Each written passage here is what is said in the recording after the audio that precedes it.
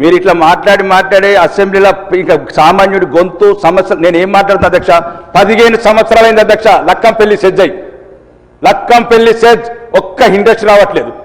ఇక్కడ 5 లక్షల కోట్లు ఇంతకుముందు దావోస్ పోతను 2 లక్షల కోట్లు 7 లక్షల కోట్లు ఏమైంది అధ్యక్ష జిల్లాకు 70,000 కోట్లు ఇవ్వండి అధ్యక్ష మళ్ళీ హైదరాబాద్ భారం ఎందుకు మోపుతారు అధ్యక్ష ఔటర్ రింగ్ రోడ్ దగ్గర మీ స్థలాలు ఉన్నాయనా రీజనల్ రింగ్ రోడ్ దగ్గర మీ భూములు ఉన్నాయనా అంటే తెలంగాణ 10 జిల్లాల తెలంగాణకు 70,000 కోట్లు ఇవ్వండి అధ్యక్ష ఈరోజు ఆదిలాబాద్ ఎయిర్పోర్ట్ అయింది ఈరోజు వరంగల్ ఎయిర్పోర్ట్ అయింది మొత్తం 10 జిల్లాలను సమంగా డెవలప్ అయింది అధ్యక్ష హైదరాబాద్ బాగా భారం పడుతున్నారు అధ్యక్ష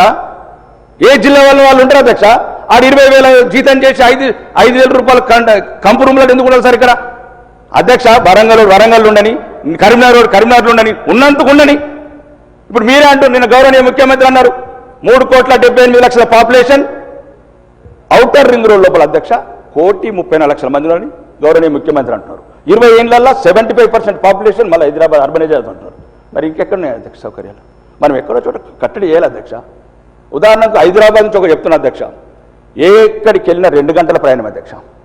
ఒక ఆదిలాబాద్ ఒకటి దూరం ఉంది వరంగల్ ఒక 2 అవర్స్ నిజామాబాద్ ఒక 2 అవర్స్ ఉన్నారు ఏమి అధ్యక్ష